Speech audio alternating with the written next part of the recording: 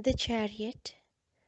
I've already given a description about the symbolism, especially in the Rider Waite or the Western tarot decks about the Chariot. And now just gonna go a little more deeper. The first time when I saw tarot cards was in 2004, the end of 2004, and at that time the Sacred India Tarot or any of the Indian tarots were not out yet.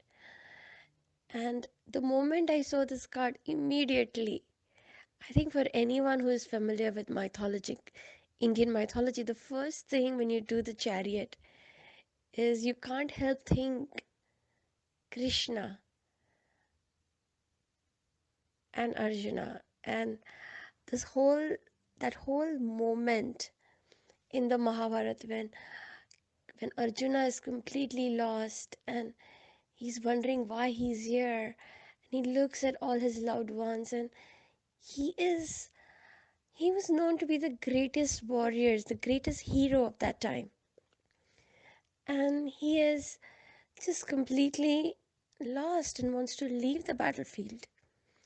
And he wonders that even if he wins, what is the cost of that war? So it is like the biggest confusion a warrior can have at the most inopportune time. And at that moment, Krishna reveals his Vishwaswarup, his his complete manifestation. He reveals his cosmic self. And there is almost a psychic transmission of the Gita, because the Gita is obviously, very, you know, it, it's not like Krishna said it, it would take much longer. It was just a psychic transmission. And and it led to the complete transformation of Arjun, or rather than transformation, I would say that all his illusions, his fears, everything got dissolved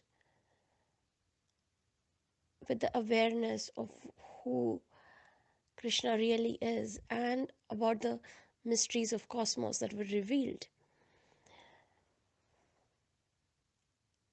So for me, it's a very, very empowering card. And whenever I can feel the Shakti of that card, I'm always I'm always inspired. I feel if the greatest warrior can have such a dilemma, if he can have and that can get transformed, then there is hope for me too. If at some point I can completely surrender like Arjuna has, then there is a path for me too.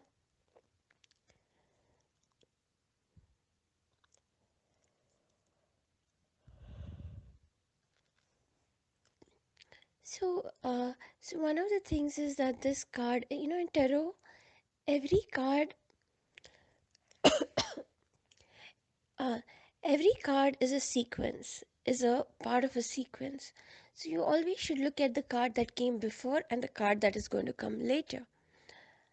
And the card before the Chariot is the card of the lovers, or the card of the choices. And you can see that that is also what is happening to Arjuna. He's in this dilemma. And there is two types of choices that we make, or decisions. One is a decision we make as a reaction, and that is usually our subconscious fear or desire got triggered, and we make a very impulsive decision. And I always feel that if the seed of the decision is based in your subconscious, then of course all your patterns are going to come up. on that path. There will be challenges, and there will be challenges and consequences, and there are challenges in any way, but here there would be very entangled kind of challenges. And then there is this other kind of choice where you can stay with all your illusions and confusions and you feel them, and at some point when you invoke the divine, they start invoking the divine, and you start really observing these illusions, seem to dissolve, or they seem to burn off in the fire of awareness. Like you're aware and you're observing, and suddenly all those confusions and illusions seem to burn away. And for me, when I have experienced that, I actually feel a menthol kind of feeling all over my body. It's literally like a cold flame. And at that moment, I know, like, it's crystal clear.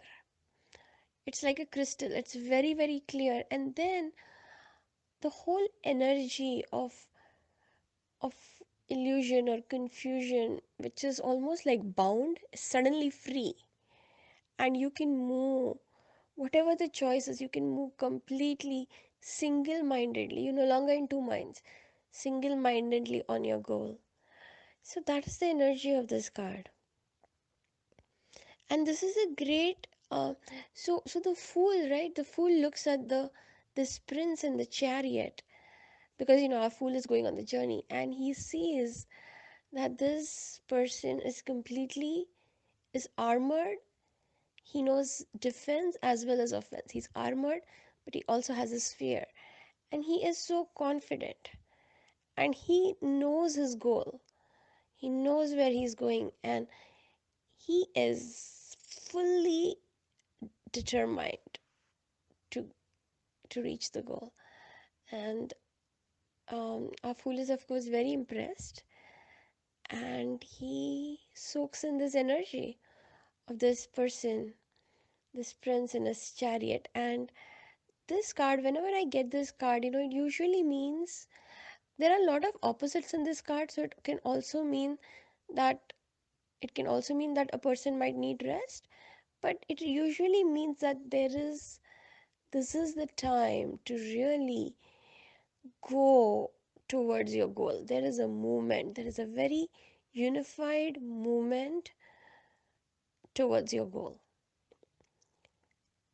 And of course, at times you have to take rest. It's like you have to retreat in your own shell and then do the movement. But I have often, this is a great card for synthesis, especially if you feel too scattered, uh, or you're not sure what your goal is, or you're getting distracted from your goal. This is a great card to meditate or do synthesis with.